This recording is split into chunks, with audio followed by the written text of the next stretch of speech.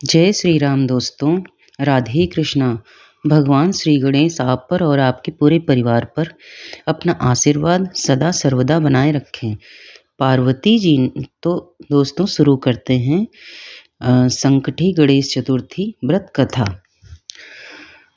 तो पार्वती जी ने पूछा कि हे वत्स, माघ महीने में किस गणेश की पूजा करनी चाहिए तथा इसका क्या नाम है? उस दिन पूजा में किस वस्तु का नैवेद्य अर्पित करना चाहिए और क्या भोजन पान करना चाहिए, इसे आप सविस्तार बतलाने की कृपा करें। गणेश जी ने माता से कहा कि हे माता, माघ माह में भालचंद्र नामक गणेश की पूजा करनी चाहिए। इसका पूजन पुरस्कार विधि से करना चाहिए। हे माते, इस दिन तिल के 10 लड्डू बनाकर 5 लड्डू देवता को चढ़ावें और शेष 5 ब्राह्मण को दान दें। ब्राह्मण की भक्ति पूर्वक करके उन्हें दक्षिणा देने के पश्चात उन 5 लड्डुओं को उन्हें प्रदान कर दें। हे देवी, तिल के 10 लड्डुओं का स्वयं आहार करें और आहार लें। इस संबंध में मैं आपको राजा हरिश्चंद्र की कथा सुनाती हूँ। प्राचीन समय की बात है। सतयुग में हरिश्चंद्र नामक एक प्रतापी राजा हुए थे। वे क्षत्रिय धर्म में पटु, सरल स्वभाव, सत्यनिष्ठ और विद्वान ब्राह्मणों के पूजक थे। हे देवी, उनके शासनकाल में अधर्म नाम की कोई वस्तु नहीं थी। उनके राज्य में कोई अपाहिज, दरिद्र या दुखी नहीं था। सभी लोग आदि व्याधि से रहित एवं दीर्घायु होते थे। उन्हीं के राज्य में ऋषि शर्मा नामक तपस्वी ब्राह्मण रहते थे। एक बार एक पुत्र की प्राप्ति होने के बाद ही वे स्वर्गवासी हो गए। पुत्र का पालन पोषण उनकी पत्नी करने लगी। वह विधवा ब्राह्मणी भिक्षाटन के द्वारा पुत्र का पालन पोषण करती थी। उस ब्राह्मणी ने माघ मास की संकटा चतुर्दशी का व्रत किया। वह पतिव्रता ब्राह्मणी गोबर से गणेश जी की प्रतिमा की मूर्ति बनाकर सदैव पूजा अर्चना किया करती थी। हे पार्वती, भिक्षाटन के द्वारा ही उसने पूर्वोक्त रीति से तिल के 10 लड्डू बनाए। इसी बीच उसका पुत्र गणेश जी की मूर्ति अपने गले में बांधकर स्वेच्छा से खेलने के लिए बाहर चला गया। तब एक नगर पिशाच कुम्हार ने उस ब्राह्मणी के 5 वर्षीय बालक को जबरन पकड़कर अपने आवा में छोड़कर मिट्टी के बर्तनों को पकाने के लिए आग लगा दी। इधर उसकी माता अपने बच्चे को ढूंढने लगी। उसे पाकर वह व्याकुल हुई। उसे ना पाकर वह व्याकुल हुई। वह ब्राह्मणी विलाप करती हुई गणेश की प्रार्थना करने लगी कि हे गणेश जी, विशाल शरीर वाले, हे सूर्य नारायण की लाली के सदृश कांतिशाली, हे सुंदर समूह को धारण करने वाले, आप इस दुखनी की रक्षा कीजिए। हे गजानन, हे 4 भुजाधारी, हे मस्तक में चंद्रमा को धारण करने वाले, हे विनायक, हे अनाथों के नाथ, हे वरदायक, मैं पुत्र के वियोग से व्यथित हूँ, आप मेरी रक्षा कीजिए। वह ब्राह्मणी इसी प्रकार आधी रात तक विलाप करती रही। प्रातःकाल होने पर कुम्हार अपने पके हुए बर्तनों को देखने के लिए आया। जब उसने आवा खोल कर देखा तो उसमें जांघ भर पानी जमा हुआ पाया। और इससे भी अधिक आश्चर्य उसे जब हुआ कि उसने बैठे एक खेलते हुए बालक को देखा। ऐसी अद्भुत घटना देखकर वह भयवश कांपने लगा और इस बात की सूचना उसने राज दरबार में दी। उसने राज्यसभा में अपने दुष्कर्म का वर्णन किया। कुम्हार ने कहा कि हे महाबाहु, हे प्रज्वलित अग्नि के समान तेजवान, हे महाराज हरिश्चंद्र, मैं अपने दुष्कर्म के लिए वध के योग्य हूँ। उसने आगे कहा, हे महाराज, कन्या के विवाह के लिए मैंने कई बार मिट्टी के बर्तन पकाने के लिए आवा लगाया, परंतु मेरे बर्तन कभी भी नहीं पके और सदैव कच्चे ही रह गए। तब मैंने भयभीत होकर एक तांत्रिक से इसका कारण पूछा। उसने कहा, चुपचाप किसी लड़के की तुम बलि चढ़ा दो, तुम्हारा आवा पक जाएगा। मैंने सोचा कि मैं किसके बालक की बलि दूं? जिसके बालक की बलि दूंगा वह मुझे क्यों जीवित छोड़ेगा? इसी भय से हे महाराज, मैंने दृढ़ निश्चय किया कि इसे ही बैठाकर आग लगा दूंगा। मैंने अपनी पत्नी से परामर्श किया कि ऋषि शर्मा ब्राह्मण मृत हो गए हैं। उनकी विधवा पत्नी भीख मांगकर अपना गुजारा करती हैं।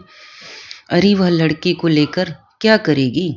मैं यदि उसके पुत्र की बलि दे दूं तो मेरे बर्तन पक जाएंगे। मैं इस दुष्कर्म को करके रात में निश्चित होकर सो गया।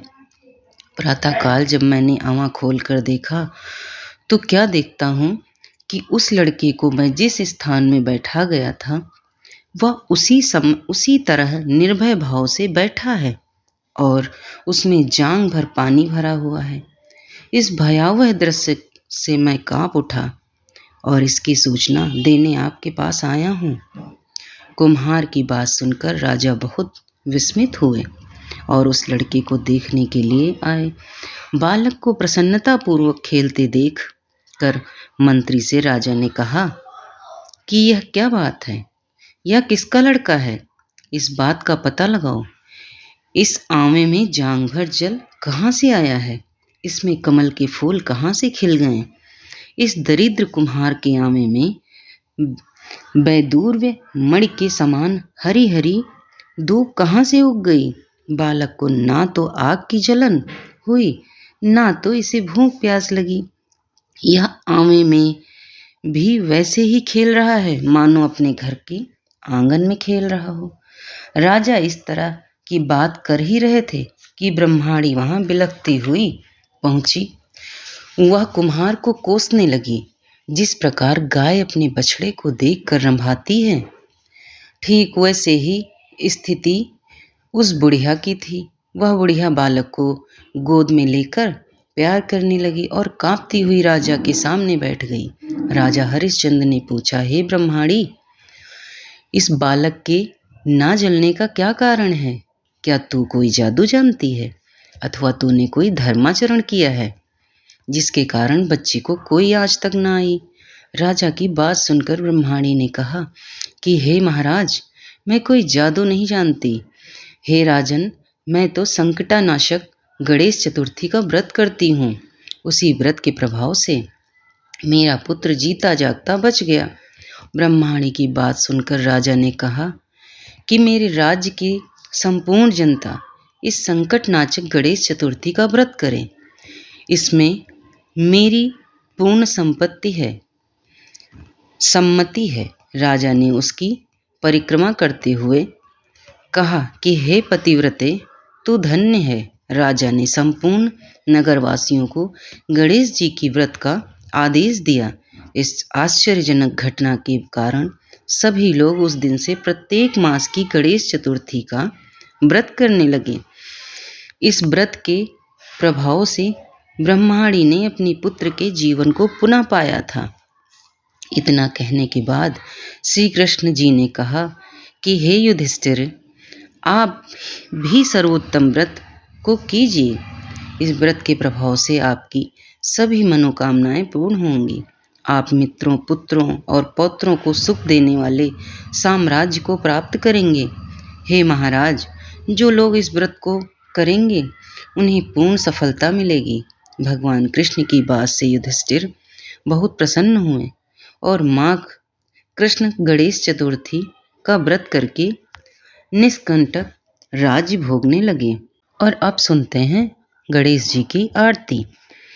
जय गणेश जय गणेश जय गणेश देवा, माता जाकी पार्वती पिता महादेवा। जय गणेश जय गणेश जय गणेश देवा, माता जाकी पार्वती पिता महादेवा।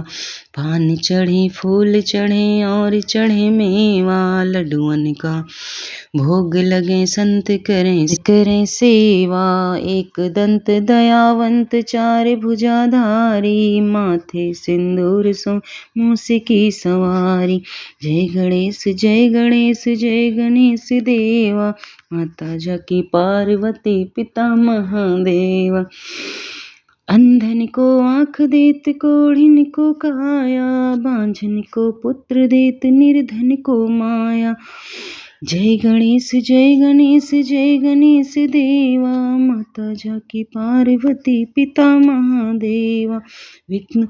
विघ्न हरण मंगल करण, काटत सकल कलेसा। सारा पहले सुमरिए गौरी पुत्र गणेशा। जय गणेश जय गणेश जय गणेश देवा, माता जाकी पार्वती पिता महादेवा।